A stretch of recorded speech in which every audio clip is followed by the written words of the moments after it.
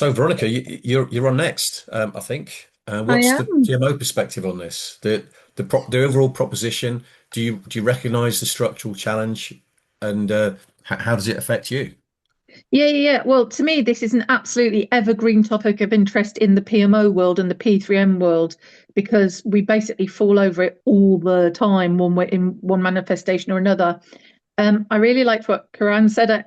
Honestly, everybody on the call, I didn't know what anybody else was going to say tonight, but I think honestly, what I'm going about to say, a lot of this will resonate and echo and follow on very, very nicely.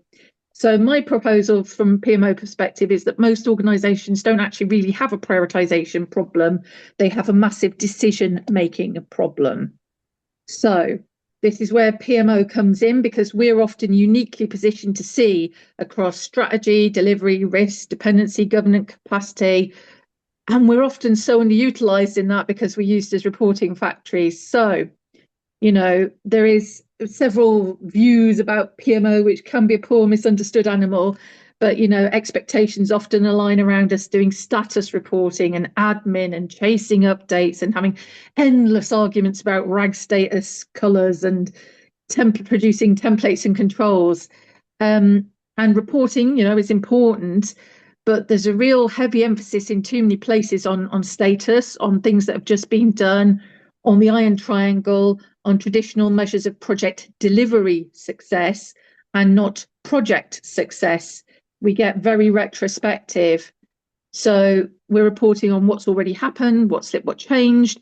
We're not behaving like that true enterprise or strategic PMO, focusing on what matters at the portfolio level, what's in contention, what's realistically achievable, what decisions are needed that perhaps aren't being asked, and what the emerging or potential trade-offs are, i.e. not what has already happened, but what the organisation needs to decide about what happens next. Because to me, prioritisation is really about making a lot of trade-offs. So every organisation pretty much I've ever worked in says that everything is strategic or regulatory or important. Demand always exceeds capacity. I don't think I've ever worked anywhere where they said, actually, do you know what? We've got all these teams sitting around. What should we do with them? Never happens. Prioritization is difficult because, as I think Kiran was saying, value is defined very differently between different stakeholders. Local priorities compete with enterprise level priorities all the time. There's a very real and manifested lack of goal congruence. Everybody thinks they're doing the right thing for themselves or the organization, but they don't agree on what the right thing is. Executives often sponsor competing agendas based on their goals, values, or just different perspectives. It doesn't have to be confrontational necessarily, it's just a different worldview. And we pay leaders and execs a lot of money to have their worldview, their informed professional judgment. It's when they have different views that it can be difficult to sort of broker. Organizations absolutely struggle to stop work once it stops, stop work once it starts. Sorry, victims of the sunk cost fallacy. Really hard for people to let stuff go. The bigger, the badder, the worse it is. And organisational scope creep in recent years in particular, I've noticed this one coming in more and more and more. We no longer have one clear-cut goal. We want to do this and this and this, and everything's important. And of course, the moment everything becomes strategic, nothing is. And the best, most well-formulated prioritisation process in the world cannot compensate for a lack of organisational agreement and consensus on what it is we're actually trying to do and how. So PMO in particular, but P3M people in general seem to see these collisions very early. And your PMO might be the only entity with an enterprise-wide visibility of this sort of messy spaghetti of dependencies, resource contention, delivery fatigue, governance, sequencing problems, bottlenecks, duplicated work and effort, change saturation, hidden operational impacts and bottlenecks, like all the things. And certainly from where I'm sitting, you can often feel a bit like Cassandra or a wolf howling in the wind, because you see it coming long before the organisation is ready to acknowledge it or even consider it as a possibility. But we know it's there. So typical examples, I could trot them out all day long, but you've got the same very tired subject matter experts assigned to everything, and that's usually on top of their day jobs. You've got operational teams absorbing continuous change. That's a big one, especially with frontline staff. I could tell you some stories about that would genuinely make your hair curl, but the perspective of somebody sitting on the front line doing an operational job, and the messaging they're getting can be very, very different from what it looks like at the CEO level. Approval processes creating large delays. Individual projects might be on track, everything's looking green, but the portfolio as a whole is very unrealistic, and you can see that crunch is going to come. And when we analyse the portfolio, and this doesn't always happen, but if you take the time in the PMO to do it, we find whole pillars of strategic activity with zero supports, because the ideation for change comes from the bottom up with no real checking on what is providing support to those strategic activities. Or alternatively, it's unrealistic because it's imposed from the top with not enough detail to show all the flaws and hidden complexities and barriers to success that are inevitably lurking. So good governance should reduce friction. Governance, I find, is very often blamed for organisational delay. OMG, do we have to do all these boring reports and things? Can we not just get on with it? How can we make delivery go faster? Why do I have to fill in 5 documents? Blah, blah, blah, blah, blah. But well-designed governance is almost never the issue. It's unclear decision rights, unclear escalation rights, it's ambiguity, inconsistent or changeable sponsorship, decision avoidance, or in big terms, we would call it unclear or unfair accountability. Lack of clear-cut, fair accountability. A lot of steering committees are extremely good at reviewing status and remarkably poor at making decisions. Or if we lift that up a level, ExCo or similar forums in which we review the portfolio holistically might be great at making decisions. But what is that based on? And how much information do they have? And how good is that information? So good governance should reduce friction, not create it. And good PMOs should clarify decisions and decision-making processes and forums, and surface trade-offs and expose consequences, and explore and investigate goal congruence, and show where it doesn't exist, and make constraints visible and correctly identified and not just assumed, and create transparency. Another observation I have is that genuine capacity is often more important than funding, and yet funding actually frequently gets considerably more scrutiny and governance around it.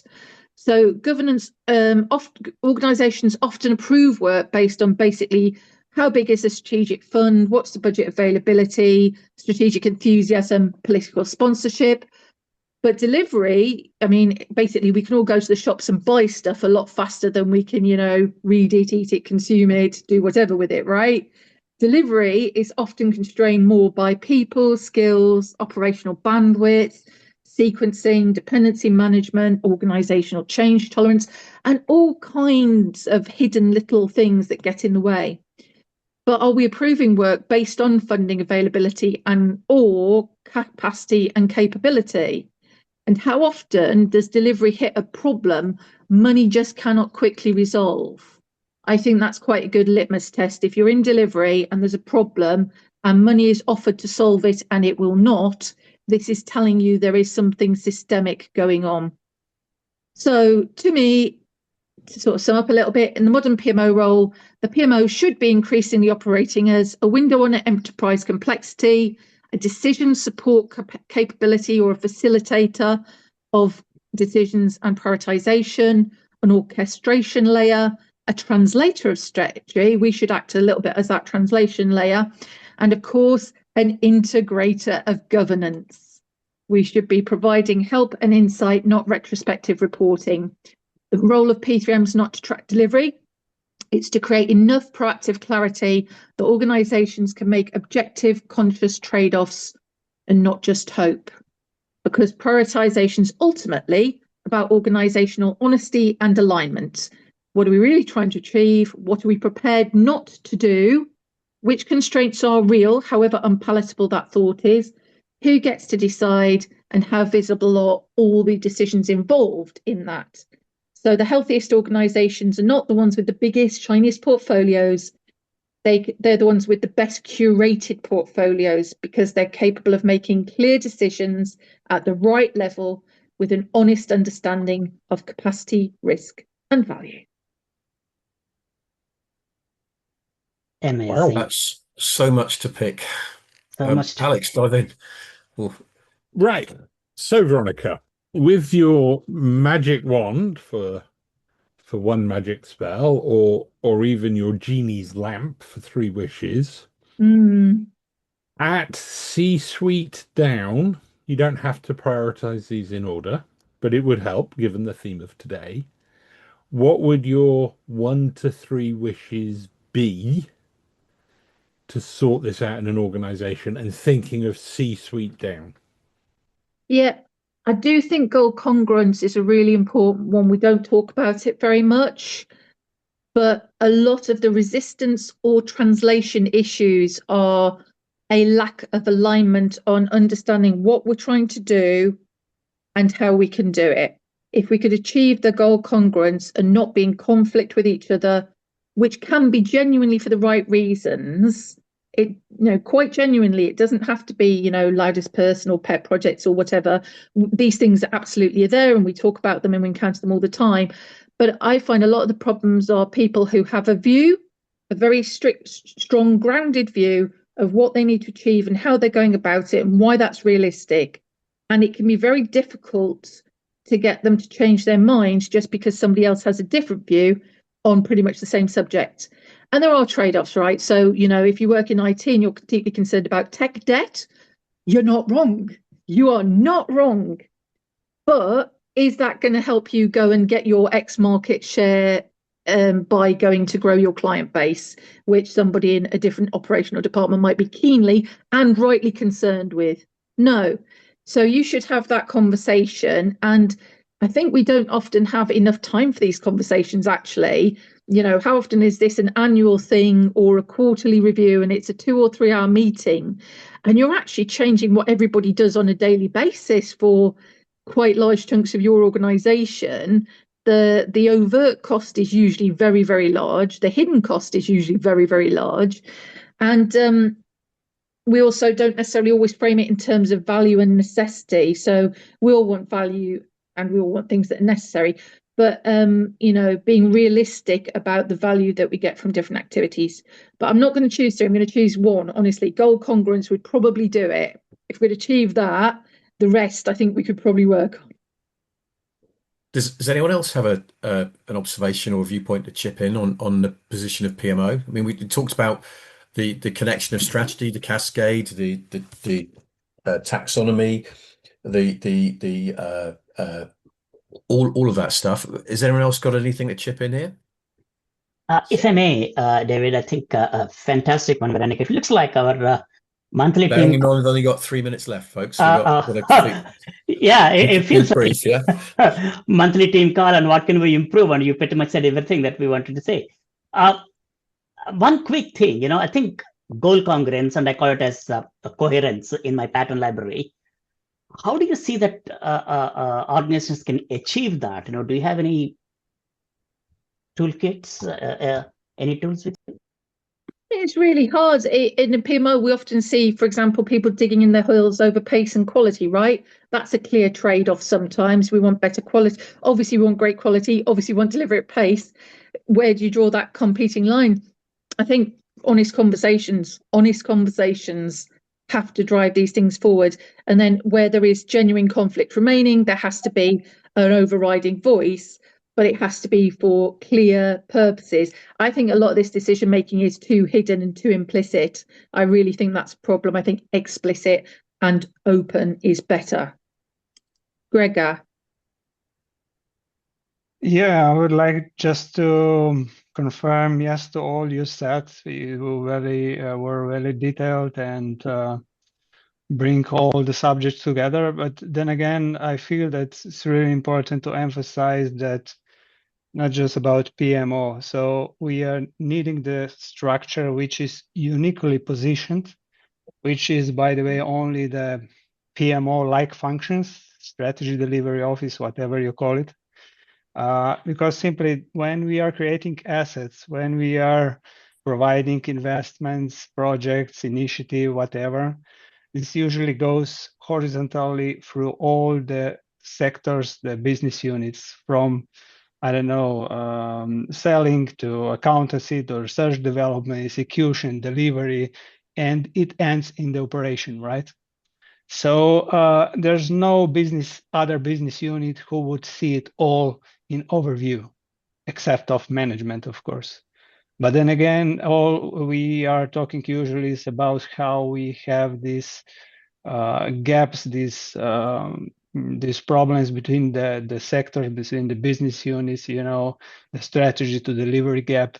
And I think it's really important to emphasize that PMOs are actually in the position who can see all and can help to provide structure, having some mechanism to deliver, to identify the right things, pains and things they want to do, or improvements, etc., supporting initiatives, creating great business cases, etc., etc. There's so much things to be done, as you already explained, a lot of things.